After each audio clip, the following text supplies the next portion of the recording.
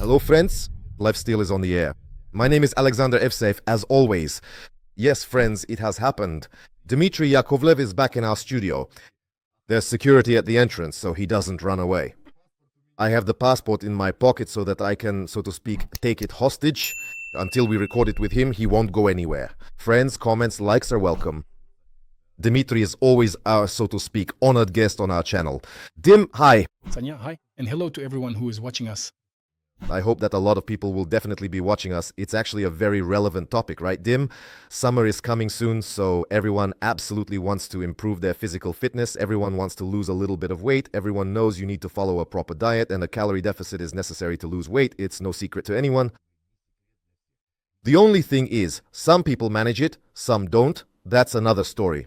But when it comes to a calorie deficit, a very important component is activity, so that your calorie expenditure increases. So, the interesting topic is, which type of activity is the most suitable, which is the most relevant, which is useless, and which burns the most energy. For example, some people say that if you want to lose weight, you absolutely have to go to the gym without exception. Others say, no, the gym really isn't effective for weight loss. Instead, you need to walk laps around your house or perhaps walk or run on a treadmill. That's it. This topic has a lot of hidden pitfalls and I wanted to ask you about them. So, regarding types of activity for weight loss, That was the essence of my question. Yes, indeed, I personally constantly encounter conversations where people discuss and debate what's better and what's worse. And in reality, we have a variety of different types of physical activity that we can use as effective and valuable tools. But for weight loss, if these are used correctly and appropriately, they can be especially helpful. And like any tool, each has its own specific area of application. On one hand, this area of application helps to realize the advantages of this physical activity. On the other hand, it runs into certain drawbacks that may not suit some individuals who use this type of physical activity, depending on their lifestyle. I think let's do that. We'll look at different types of physical activity specifically through the lens of their advantages and disadvantages. So you started with the question of whether you need to go to the gym. That's what I hear most often. You need to go, get yourself a gym membership, start working out regularly, and this is probably the least effective way to change, so to speak, your overall energy balance just by attending a few times a week at the gym, where, as I understand it, you'll be doing strength training. So just starting to work out and thinking that from this moment on, you'll suddenly start losing weight rapidly, it might not necessarily work that way.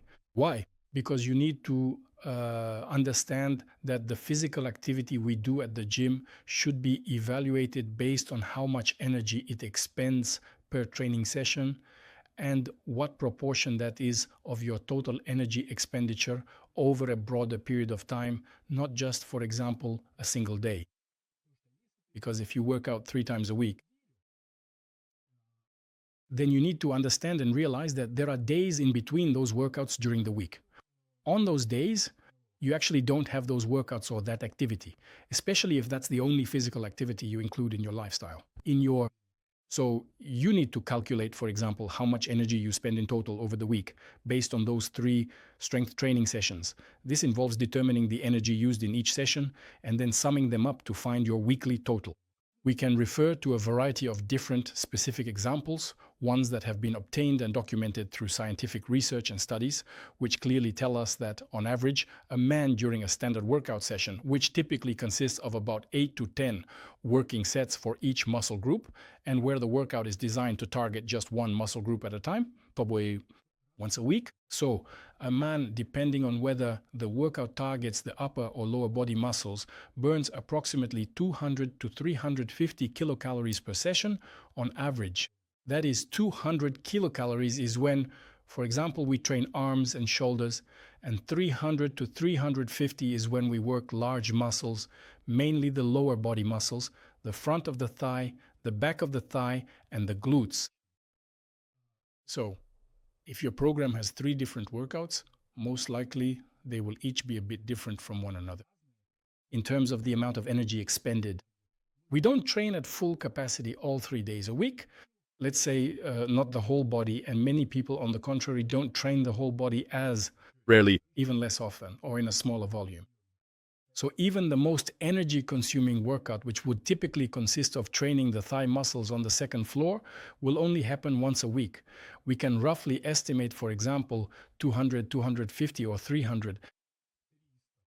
We just average it out to 250 workouts. Yeah, you can average it out. Three workouts, 750 calories. If you spread over the week, 7 days, that's yes. If you calculate the average, it's just over 100 calories per day. Expenditure. Yes, our energy expenditure will increase. At the same time, if a person had a daily surplus, say at least 300 calories, then that's a fairly moderate surplus, and it will very gradually lead to an increase in body mass. Nothing will really change here. You'll just gain weight a little more slowly. And if you were at a maintenance calorie level, meaning your body weight has not changed in the recent past, then by changing your energy balance by 100 kilocalories, you'll lose about 7 to 8 grams of fat per day. And most likely, you'll see noticeable results by summer, but by the summer of 2028. In about 100 years. Yes, exactly. However, strength training has a side effect, a rather interesting one. It's not the phenomenon of increased oxygen consumption after exercise. Many people overestimate that, thinking that after a strength workout, you keep burning extra energy for a whole day, and that you practically burn through all the energy you get from food. You burn it up, turning it into heat, carbon dioxide, and water. No, that's not the case at all. This effect actually ranges from 7 to 11% of the total energy expenditure during a training session. So if you burned 250 calories during your workout, then over the next 24 hours, at best, you'll burn another 20 to 25 calories. I want to talk about something else, about something people often overlook. When someone gets into training, they usually begin to approach their lifestyle and nutrition much more consciously and thoughtfully. This is because it's not just about signing up for the gym and doing a few workouts. In most cases, by this stage, they're already reading some relevant literature or articles, how to create a split, how to arrange the exercises, which exercises are best to choose. When they start doing this, they suddenly realize, hey, I actually need to eat something healthier so my muscles can grow, so I can add here and there, little by little. And they start to reconsider their diet. They add more protein. Then somewhere they read or hear that they need to cut down on sweets, flour, and fried foods.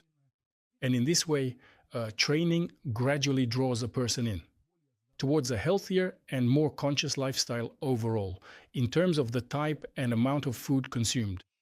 This is a kind of side effect. I would say it can lead to even more significant changes. That is, if a person really gets into it and suddenly becomes interested in what they eat, how much, and their eating schedule throughout the day, it really can lead to such major changes. A person gave up these products and those as well, just like that. Unconsciously. Yes. That is, Even without counting the number of calories consumed, a person might simply not know how. They just start filtering what they eat. They include more protein-rich foods and remove what we call junk food, and their calorie intake might drop drastically. And they will most likely think that it's because they started working out that they lost weight so quickly. But on the other hand, I know a lot of guys, for example, who signed up for training, go regularly, and they see themselves as victims, thinking they need to reward themselves after a workout and grab something to eat. So the calorie deficit he created during the workout, he canceled it out after the workout with 2 bananas. he compensated for it. So there is a risk that after a workout you feel hungrier and it becomes harder to maintain your calorie intake, especially if you're aiming for a deficit and there are more chances to slip up. You kind of reward yourself for working out, eat something thinking, it's okay, I worked out so I can have this. But sometimes this it's okay actually means your calorie intake is higher than what you burnt during the workout. Yes, that definitely happens too. Like I said, the less control you actually have over what you do outside the gym, the higher the chance you simply won't achieve a positive result. Yes, if you treat workouts as some kind of stress that you absolutely have to compensate for, like giving your muscles energy to recover, or giving yourself some positive emotions from tasty food, when it becomes a reward for having worked out at the gym, then you definitely lose control over how much food you consume. And in this case, it simply won't align with your goal. Because if you decided to embark on a journey to lose weight, but treat workouts as a kind of amnesty for overeating, then in the end, most likely your weight might even start to go up. And in practice, this happens quite often. People sign up for the gym and their body weight starts to increase, and not just because of muscle gain. And well, it should be said here that different people will have somewhat different reactions, specifically related to, for example, an increase or decrease in appetite. We don't have such a strict tendency that all people who incorporate training activity into their daily routine immediately tend to start consuming more energy. So in general, basically, that is to say, that's actually normal. The fact that a person started spending more energy and their appetite increased, because normally a person should eat as much as they expend. That's normal. It's just that our goals are somewhat abnormal. They don't match the conditions of our evolutionary settings. Evolutionarily, a person is supposed to maintain a stable weight, but we want to move away from that and achieve some kind of ultra low body fat level. And that's why we should not obey the signals that come from our body. It says you spent energy, now compensate for it. If you control this, if you stick to it, you'll get results. If you don't stick to it, then most likely you will end up being one of those guys who have been going to the gym for 10 or even 15 years, and maybe they do have some muscles, but we've never actually seen them, not even once. And We'll never know for sure. when you tell them, like, well, it's probably time to start cutting, I'm afraid the muscles To lose muscle. to burn off the muscle. That's why in this case, strength training definitely shouldn't be considered a significant factor. Moreover, I'll say this. If you train not 3 times a week, but 7 times a week, then what does that lead to? We'll just end up increasing the number of gym visits, but it won't be possible to double, for example, the total training volume equally. You used to have 3 workouts, and now you've added 3 more of the same workouts into your regular week. Well, maybe you'll manage to get by for the first week, but by the time you reach the second week, you'll simply start falling further and further behind in terms of your recovery process. Especially if a person isn't highly trained, they'll simply start to under-recover from one workout to the next, and they'll start losing the motivation to go to the gym, and accordingly, work capacity. In other words, a person might try to train every day and expend a lot of energy, but in reality, it will all lead to overtraining. The training volume will decrease and the body will start to limit your work capacity so that you don't spend too much energy and don't create a high level of stress and physical load. As a result, your energy expenditure will decrease. At the same time, because the workouts are daily, this will lead to chronic stress becoming a part of your lifestyle. When we experience chronic stress, no matter what causes it, whether it's psycho-emotional or stress from physical exertion, what does it lead to? To sleep disturbances. Sleep disturbances can lead to disordered eating behavior, which often manifests either as a noticeably reduced sense of satiety and fullness from the food you eat, or as a gradual change in food preferences toward tastier foods that give us more pleasant sensations, and these foods are higher in calories. Automatically, it's more calorie dense. Yeah, you start overexerting yourself a lot, and as a result, you don't get enough sleep, which only makes you even more overstimulated, and suddenly you start eating like there's no tomorrow. And you probably think it's because you're burning a lot more energy. In fact, this can even, in some cases, actually lead to you, again, unconsciously and spontaneously, entering a bulking phase and even, A fat gaining phase. but because your workouts will be ineffective, you'll probably gain very little muscle. Strength training, got it. What about cardio? Cardio, well, at one time it was the most popular type of physical activity people use for weight loss. I remember when I just started working out, that's how it was for us. Strength training was for gaining mass and strength, and cardio was for losing weight. And in general, it was believed that if you wanted to lose weight, the most important thing was to add cardio. So basically, cutting without cardio wasn't even considered an option. Without cardio workouts, without cardio exercises, well, now people think differently. They have more experience, more understanding. So in general, here's the thing. Cardio workouts, if you look at them from the perspective of energy expenditure, in a single cardio training session, generally speaking, you burn more energy. Probably about 2 to 2.5 times more than strength training. Why is that? For example, if you have a planned cardio workout, doesn't matter if it's in the morning, afternoon, or evening, you pick one exercise, say treadmill, elliptical, or stationary bike, and you do it continuously for 30 to 40 minutes or even up to 60 minutes. That is, every single second, you are actively working your muscles and continuously spending energy on muscle contractions. The structure of strength training is quite different from doing cardio exercises. You perform a concentrated load, which usually means doing one set of the exercise you have chosen. This set typically lasts for about 20 to 30 seconds. After that, you walk around for 1 or 2 minutes resting. So most of the time during a strength workout is actually spent resting in recovery mode. That's why when we talk about an hour of strength training and an hour of cardio, these are two things that can't really be compared to each other, because in an hour of strength training, the amount of work that people actually do can vary greatly. Some people rest for 3 minutes, others for 5 minutes, and this can change depending on which exercises you're doing. For example, after doing exercises for small muscle groups, the rest period can be short.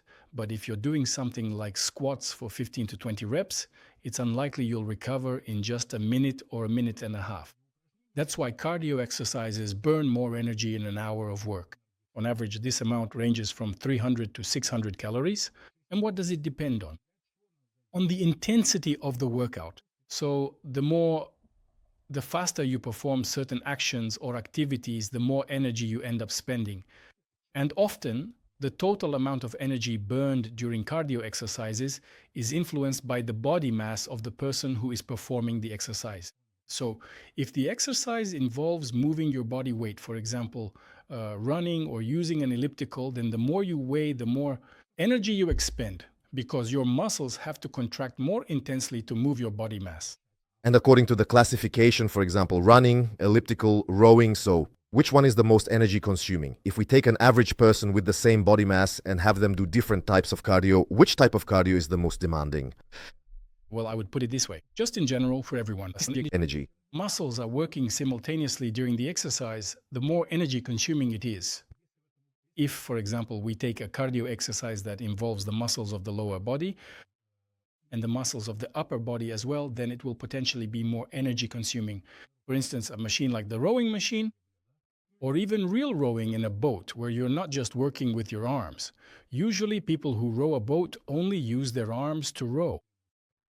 Rowing actually involves the muscles of the thighs, the pelvis, as well as the upper limbs and arms. So, in principle, many exercises that are technically complex, I'd say those that engage and activate both the lower body and the upper body muscles at the same time, tend to result in the highest overall energy expenditure. And with these types of physical exercises, the total energy expenditure, in some cases, can even exceed 600 kilocalories per hour, even when there are rest periods between cardio sessions. The only question is that we can't simply say that everything that burns more energy is the best way to lose weight. Why? Well, simply because the more energy intensive the exercise, the more exhausting it is, and many people simply won't be able to perform such exercises for long enough. When we say an hour of exercise burns from 300 calories to 600, or even let's say up to 800.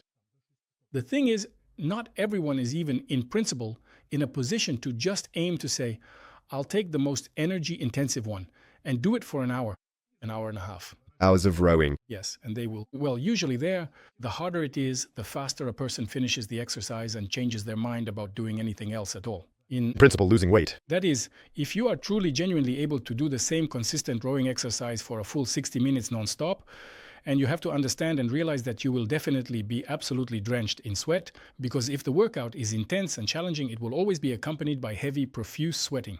You will be breathing heavily, you will be out of breath, and you may even feel your heart pounding. These are quite high demands and requirements on your cardiovascular system. And you can't help but notice that you're spending a lot of energy, burning a significant amount of calories during this time. It will be hard for you. You'll be thinking the whole time about how much you have left to go. That's why, when you are choosing a particular workout or exercise routine, you just need to carefully analyze for yourself right away. What will be the result of this choice? Which one of these options will actually lead you to burn more energy overall? You might decide to do some short and extremely intense aerobic exercise, or perhaps you might choose something that is low intensity but lasts for a much longer period of time. People have different levels of physical fitness, different temperaments, and different preferences after all. Some people like intense workouts, while others tend to prefer just walking on the treadmill to some music or a movie, a TV show. From your example just now, for example, a short, intense session or a long, low intensity session. But here comes a question that is constantly debated and discussed a lot. The energy substrate that will be used during these sessions, short and intense or long and low intensity. What's the difference and which is more effective? And this is where it gets interesting.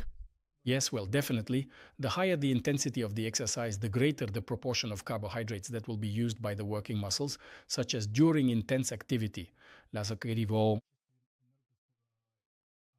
An energy substrate. That is by default. Our muscles always work on two energy substrates, simultaneously on fats and on carbohydrates, but in different proportions.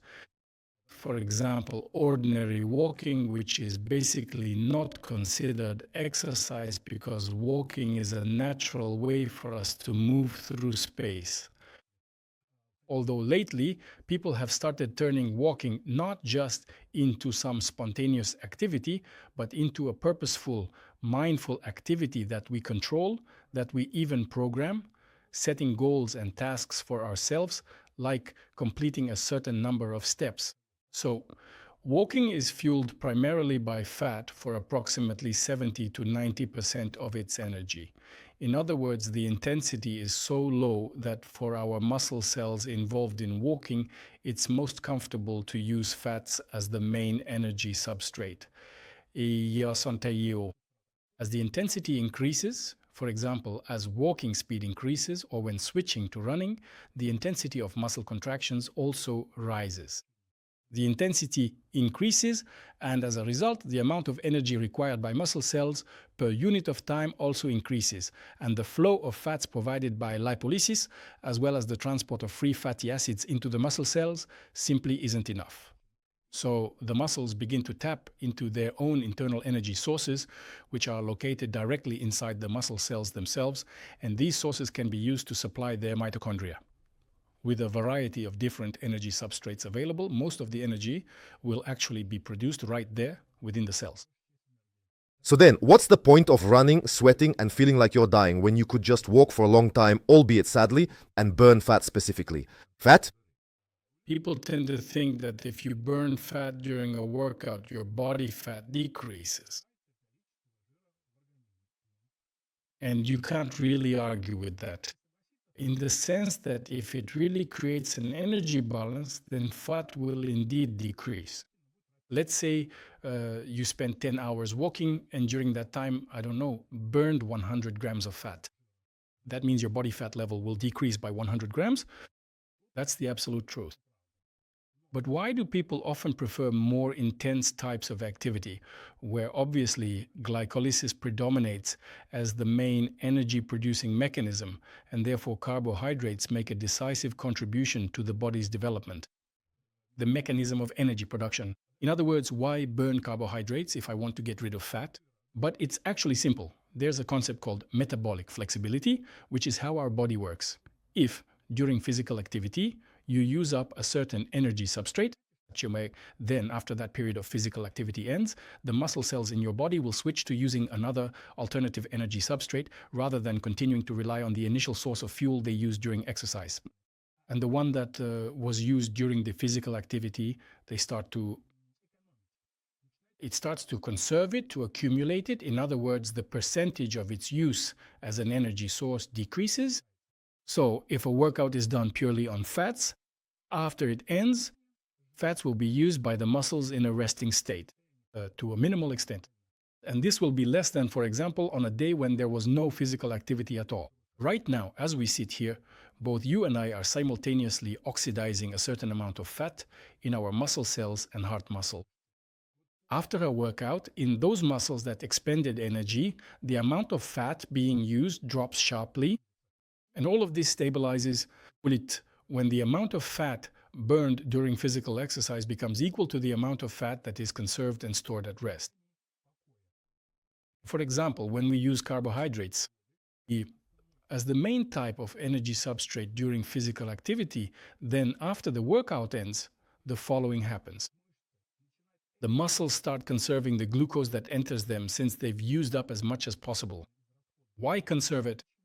So that it isn't spent but rather stored as glycogen to save it for the future.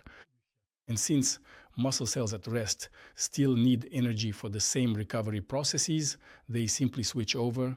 They switch to another energy substrate, one that wasn't used up during the workout and is plentiful in the muscle cell cytoplasm. Muscle cells switch to fats, and this process continues exactly until energy balance. So the amount of carbohydrates you burned in calories, exactly that amount of energy will be compensated by increased fat expenditure after physical activity. And that's precisely why even strength training, which is widely considered to be an anaerobic activity, is actually almost 100% powered by carbohydrates.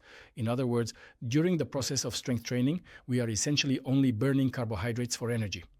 But as soon as the strength training session comes to an end, we immediately enter the period that is commonly known as the carbohydrate window.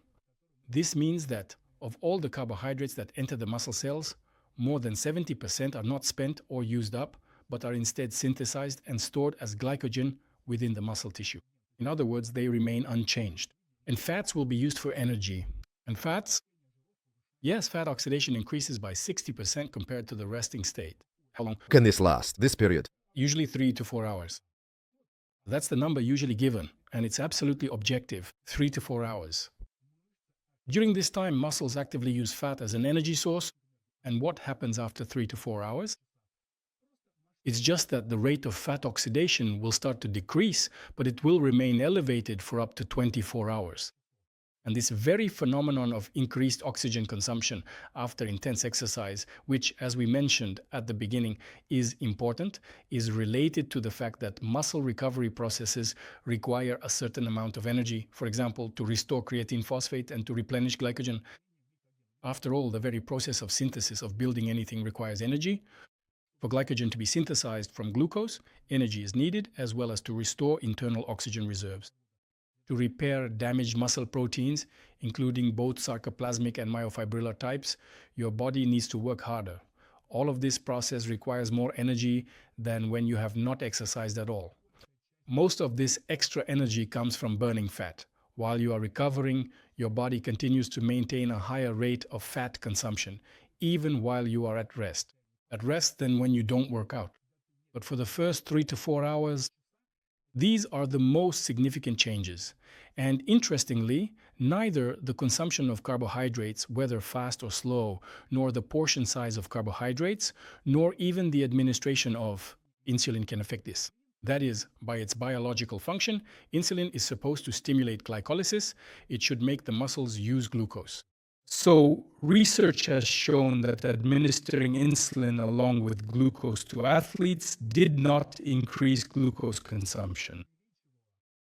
Glucose expenditure. The working muscles in the body still stored valuable glycogen, while fats were primarily used as the main and most significant energy source, even though we also know that insulin inhibits fat oxidation.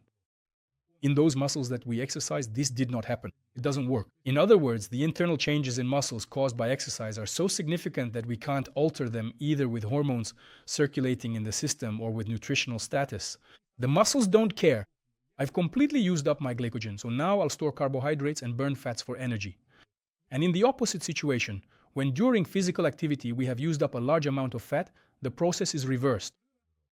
And the fats we burn include those circulating in the bloodstream, coming from visceral tissue or subcutaneous fat, as well as intramuscular fat stores. Intramuscular fat, yes, intramuscular triglycerides. So it takes them and restores them.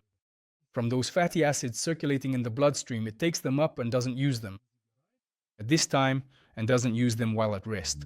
It simply starts assembling triglycerides from them again. Basically, the fat just moves from one place to another, but remains in the body. And that's why, no matter how we look at it, what changes for us? During exercise, the ratio of fat to carbohydrates changes, and after a workout, the ratio shifts in the opposite direction. In other words, if there was little fat and a lot of carbohydrates, after the workout it shifts in the opposite direction. So, after a workout, when glycogen has been depleted and for 3 to 4 hours fats are actively being used, are there any tricks to further increase this fat expenditure? Maybe walking after a workout, going for a walk for 3 hours, and in addition to fat oxidation, you'll get even more fat oxidation. No, well, people say things like, how can you somehow boost this effect? Well, obviously you can boost it simply by continuing with any kind of activity that's available to you. But here's the thing. After you finish a workout, you'll have, let's say, increased fat oxidation in your body. And if you choose to walk for an hour immediately after your workout, actually, it's the same as if you decide to walk for that same hour 5 or 6 hours after your workout has ended. No matter when you choose to walk, whether it's right after your workout or 5 to 6 hours later, you'll end up burning the same total amount of energy overall. Say you burn 10 grams of fat, for example, during an hour of walking. Will this increase fat oxidation after exercise? It will. But why? Because of simple walking. If we move that walk to another time, the effect will just happen at a different time. Fat expenditure caused by that walk. So there won't be any synergy. You can, do more intense cardio. You can run after your workout. You can avoid eating for 3 hours after training, but then eat the same amount of calories later. We can adjust or move different types of physical activity to before or after a workout. And we can also eat before training or choose not to eat before training. Still, within a single day, it will just be the simplest kind of formula. Changing the order of the terms, as you might expect, doesn't change the sum. However much you expend at any given moment, that's how much your body will break down and dissipate into the surrounding environment. So, when it comes to weight loss, basically, it doesn't really matter what exactly you used as an energy source at any given moment. Then there's this compensation, and in principle, if you're in a calorie deficit, any kind of activity will give you a positive result. And here's another point. We've discussed this. You talked about intensity, that different energy substrates are used, for example, at high intensity, low intensity, carbohydrates, glycogen, or fats. Duration. So please, let's put a period here. Just once, up to 30 minutes, carbohydrates are burned. After 40 minutes, fat burning begins. Well, I think that's no longer the case. That still Exists. No, there's some half-truth here. It's just that people, for some reason, don't read to the end of the statement. So what's the point, really? How does our body actually work? The main source of energy for all of our cells is, in fact, always glucose, but only when it's available. Glucose, or its stored form, so to speak, glycogen, is a primary source of energy for our bodies. As soon as blood sugar levels begin to drop, or glycogen levels decrease in the muscles are then forced to switch to another alternative source of energy. But it's not an either-or situation. Rather, it's just that the ratio between these energy sources changes. So, while we're sitting here, our cells, specifically those that are able to oxidize both glucose and fat at the same time, are actually doing both processes simultaneously. For example, if you just ate a large portion of carbohydrates before the podcast, then carbohydrates will be oxidized to a greater extent since they are digested first and reach the muscle cells more quickly. And fat will only appear in the blood after about an hour. And for the next 10 hours, it will gradually and steadily trickle into the bloodstream. So if you haven't eaten for a long time, and I haven't eaten for a long time, we'll have about the same ratio, roughly 50-50 between fats and carbohydrates. In other words, at any given moment, we are oxidizing both fats and carbohydrates. As soon as you step onto the treadmill, as soon as you approach the treadmill, you're already oxidizing fats. You start walking, muscle activity begins. It's higher than when you're at rest. I think someone knocked, right? Let me just... And accordingly, the overall energy demand of the muscles that you are actively using, for example, when you are walking or performing any kind of physical activity, increases. The amount of fat circulating in the bloodstream gradually starts to decrease, as it is absorbed by the muscle cells that are actively engaged in the work. These muscle cells then convert the absorbed fat into usable energy for your body. The faster you start walking, the faster fat is absorbed.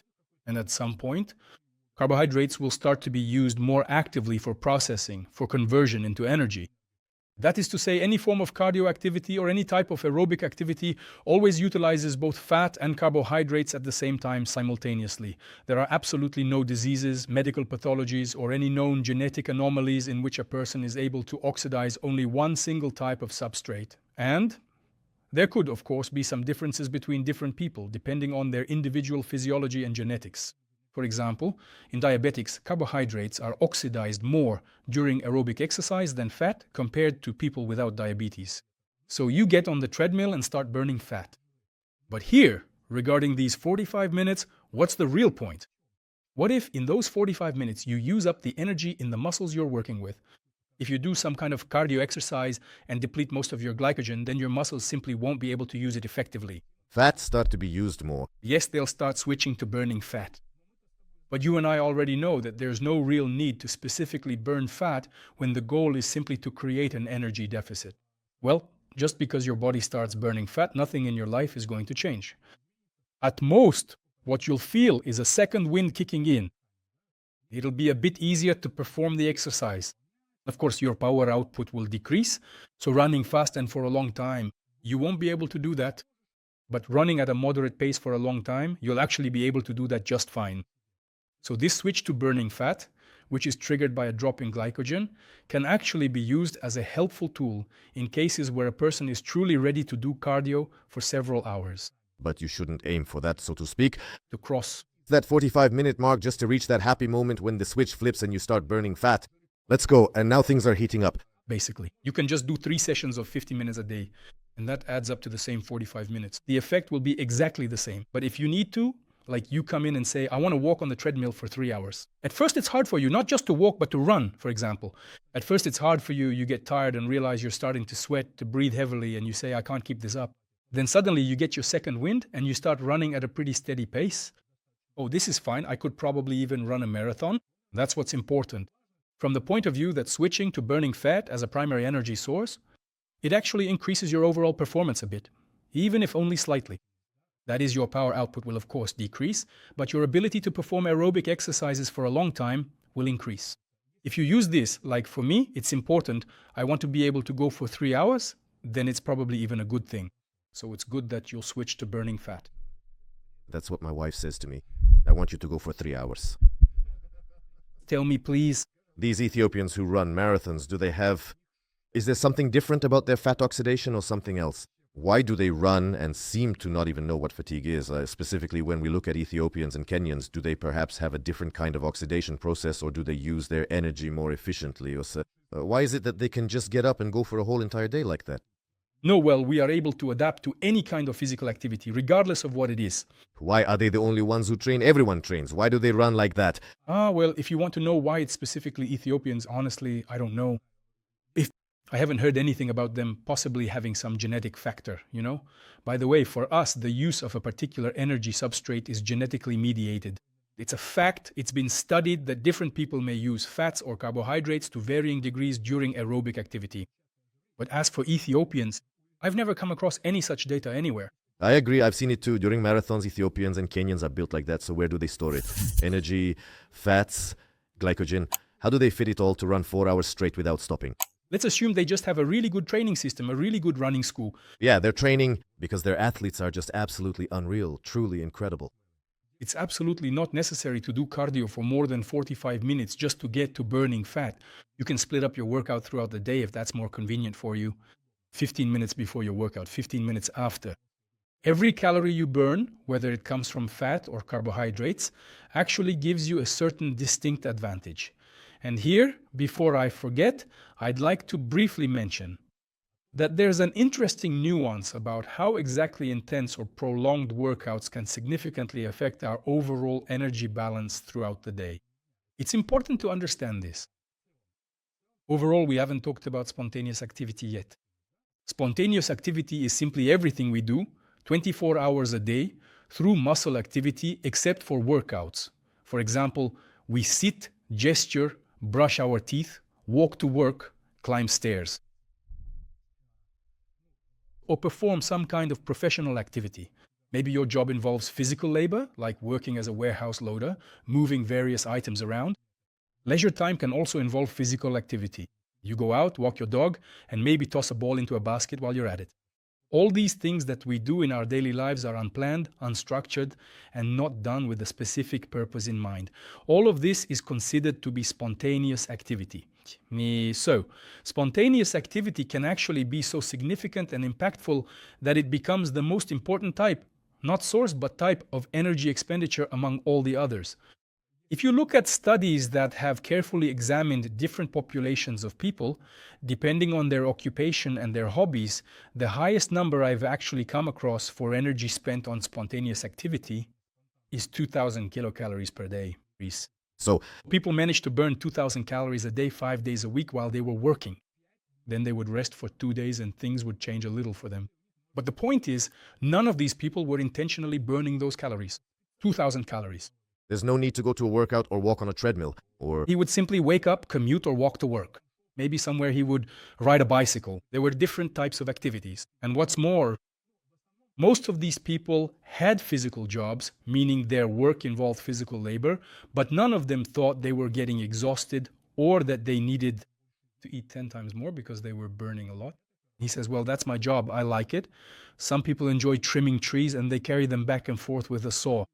He enjoys that kind of work. For him, he sees it purely as a way to make a living. And he does this job day in and day out, month after month. People expend a huge amount of energy. So here's what I wanted to add. Spontaneous physical activity, as well as energy-intensive and demanding aerobic types of training, are important. What is the connection between them? So when people expend a concentrated amount of energy, not spread out over the day, but for example, they come to the gym and for an hour really push themselves at a challenging and sustained cardio exercise and burn, let's say, a certain number of kilocalories. Our body has certain protective mechanisms which are also called adaptations that serve to protect itself from using up too much energy. These adaptations are important because they help the body avoid excessive energy expenditure and maintain balance. How does this process actually work? When you come to the gym, all your willpower is focused. It's directed at completing a certain amount of work. You've planned this workout for yourself. You know how you're going to run or what you're going to cycle. You monitor your heart rate, your own. You keep track of the number of kilometers you've run. In other words, you'll still do what you need to do. As soon as your workout ends, you start living. According to the signals your body gives you. You don't count your movements, how much time you spend sitting, how much time you spend standing. You don't compare any of that. You completely submit not to your will, but to your, let's say your sensations. And our sensations are such that they make us save as much energy as possible. And there's an interesting study that was conducted about 7 years ago. This is just one specific example. They gathered a group of people, both men and women. First, for several months, 3 times a week, they consistently did moderately intense cardio workouts, during which they burned calories in 60 minutes, 450 calories. These people were in special rooms where the total amount of energy they expended in a day was fully measured. So on the days when they did this kind of cardio workout, their total daily energy expenditure dropped by 200. That is, they burned 450 calories doing cardio, but then saved 200 afterwards. they saved it because they were kind of tired. Yes. Automatically, inevitably. They felt tired and worn out and just didn't put in the effort. That's just how we're built. You don't go walking around. What's the difference with spontaneous activity? It's done involuntarily. For example, you're riding the bus, feeling fine, just standing there. But if you start to feel tired, you begin looking for a seat, somewhere to sit down, involuntarily. It's not that you really want to sit down, it's just that standing becomes hard for you. I remember myself when I was cutting on a diet before competitions. I just remember, for example, if I needed to go somewhere, before I would have walked, but now it's like I'd rather just call. Call a taxi, Even if it's just to the next office, right? I'd rather not go at all. chat. It just happens automatically somehow. Yeah, exactly. Our body starts to push us in that direction. To spend less energy in order to perform any activity, But the person thinks they've burned 450. think can do anything. But those 200 calories saved, they didn't even realize it happened. Because it's spread out over the course of the day. So if you save at least 20 calories each and every hour, which isn't that much, I'm not joking, then over 10 hours in a day, you'll save 200. And it turns out the total contribution from that cardio workout isn't 450 calories. It's 250. Friends, do you get the idea? It's really interesting, by the way. Interesting. And then after some time, these same people were switched to another experiment where they did strength training following a full body protocol, to engage all the muscle groups. Also, 3 times a week, a certain volume is recommended. On average, this means about 3 sets per exercise and roughly 30 sets per workout. 3 sets for each major muscle group. And their average energy expenditure was approximately 250 kilocalories in total. So, after strength training, there was no compensation observed at all. Even with a relatively high level of energy expenditure by the body, this remained the case. In other words, the person just felt normal. They didn't feel the urge to lie down or sit. Instead of just standing around, people felt perfectly fine. In other words, their spontaneous activity after strength training didn't really change much at all. So they burned 250 calories but didn't save any throughout the day. What conclusion did the scientists ultimately draw from their research? It's not that strength training is necessarily better than cardio when it comes to its effect on overall physical activity levels, but rather that reaching a certain threshold of energy expenditure is what truly matters most. It's simply that strength training, when performed by itself, tends to burn less energy compared to cardio. But in order to burn 450 calories, you would need to do not 30 sets but 50. Well, damn, maybe someone could do it once intentionally on purpose, but most people simply are not capable of doing 50 full sets. That means complete sets, all in a single training session. People just do not burn that much energy during strength training to push themselves into a state where you turn into a vegetable. Except in cases where a person is in a chronic energy deficit. When you are also eating very little, it's clear that you are already in a constant energy saving mode. But when we're simply talking about someone deciding to add extra physical activity to their lifestyle, like strength training, it's less likely to have a significant impact on overall energy expenditure. And long cardio sessions, and that's actually their advantage, cardio, that in 1 hour they can let you burn more energy than strength training. But this advantage can also turn into a disadvantage. You do an hour of rowing, come home, and then lie down for 3 hours. And during those 3 hours, if you hadn't done that hour of rowing, you might have done something else. Walked around, then cooked yourself some fresh food. You would have made up those 300 calories that way. And this is exactly what often slips out of our attention. And why is that? Because we don't really treat what we do during the day, our spontaneous movements, as something truly significant. Because we don't feel them. They use up very little energy per unit of time. But the thing is, that time equals 24 hours a day.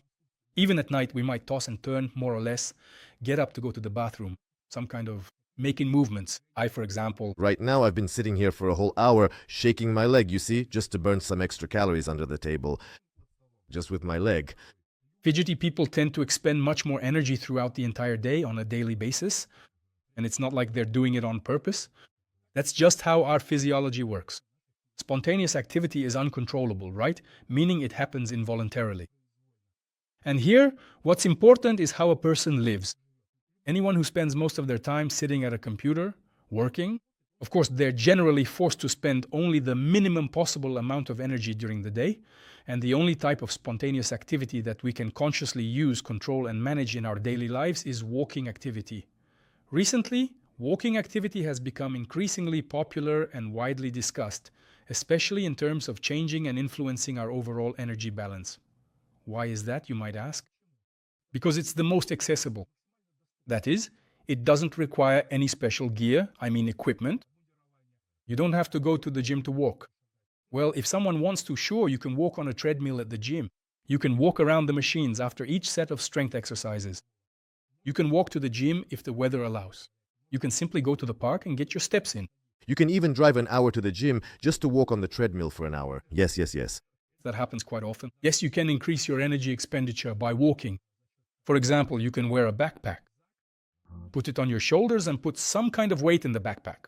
So, if you take a kilogram, well, for example, if you put a weight equal to 10% of your body mass, your energy expenditure for walking activity will also increase by about the same amount. Plus or minus by 10, by that amount? That's cool. By 10%. So if you used to burn 40 calories per kilometer, now you'll burn 44. Well, maybe for 1 kilometer it's not that much, but when you have a lot of walking activity, it can definitely have an impact. And the primary downside of walking activity is that the energy expenditure per unit of time is relatively low. So if you think that half an hour, if you walked for half an hour a day and think something significant changed in your body, no, nothing really changed. We burn somewhere between 30 and 45 kilocalories per 1 kilometer of walking at a speed of 5 kilometers per hour. So that means if you walk for 10 hours, in an hour we cover 5 kilometers. That's 150, 200, or 250 kilocalories. Again, what is the most important factor here in this context is body mass. The heavier a person is, the more energy they expend. So people who are very light get minimal benefit from walking in terms of energy expenditure. And some bodybuilders who weigh 100 kilograms can actually compensate with just simple walking, and in principle, they can even eliminate cardio from their program altogether. And the big, most significant and important advantage of walking is that it doesn't create a concentrated energy expenditure. So it doesn't affect your spontaneous activity levels throughout the day. In other words, it's spread out. Essentially, it's just part of our spontaneous activity. But when you act in a concentrated way, what happens when energy is expended in a concentrated manner? A large amount of stress hormones is released, which we need to help our bodies. These hormones mobilize energy from all available resources for the working muscles. These are cortisol, adrenaline, noradrenaline, glucagon, and somatotropin. When walking, the level of stress hormones is almost the same as in a state of rest as when you're just sitting. Less stress, less impact on falling asleep, and less impact on eating behavior overall. So, in terms of the overall impact on the body, if we set aside the calorie count itself, it is generally better to burn 400 kilocalories by walking rather than by running. Treadmill running. Yes, because it doesn't cause overexertion or general fatigue. And again, as I said, sleep and eating behavior. On a diet, that's the most important thing. How you interact with food. If you keep getting hungrier and hungrier, chances are you probably won't really want to stick it out to the end of your diet. I love to eat and eating loves me. Is sex an energy-consuming everyday activity? Spontaneous. And honestly, it's really, really bad when it's spontaneous sometimes. In one scientific study, for a sexual act that lasted approximately 15 minutes between couples, it was found that the man burned a total of 150 kilocalories during that time. Well, you have to understand that the man wasn't in a passive position. That's very sad when the man is in a passive position. Because sexual activity also varies greatly in terms of how physically active it is overall. For example, 15 minutes, 150 calories. That's quite a lot. Got it, guys? 15 minutes, 150 calories. I don't know. It happens. I feel like he's lying about something. 15 minutes. Sex. Where did that even happen? No, but if this study is also, people are watching it, right? People are also watching this? They're probably counting. Where is this study? Where else are people watching this? You see, it's actually quite distracting. A group of friends. When there are a lot of people around. Guys, how much have I burned already? 100? Let's do another. 50. No. We're not done yet, as you can probably already tell. We need another 50 for the stats. And then let someone try to beat my records. Just make sure it's not in the passive role. Friends, let's end on this cheerful note. This conversation has been a detailed and accessible discussion about types of physical activity. Which one is more effective for weight loss, strength training, cardio, or something else? And as we've found out, spontaneous everyday activity is actually the most effective and significant in terms of calories burned overall. Dim, as always, thank you so much for coming and for your detailed insights. We look forward to having you back again. Friends, leave your comments, likes, and all useful links are in the description. This was Live Steel. Many thanks to Dimitri. Again, bye.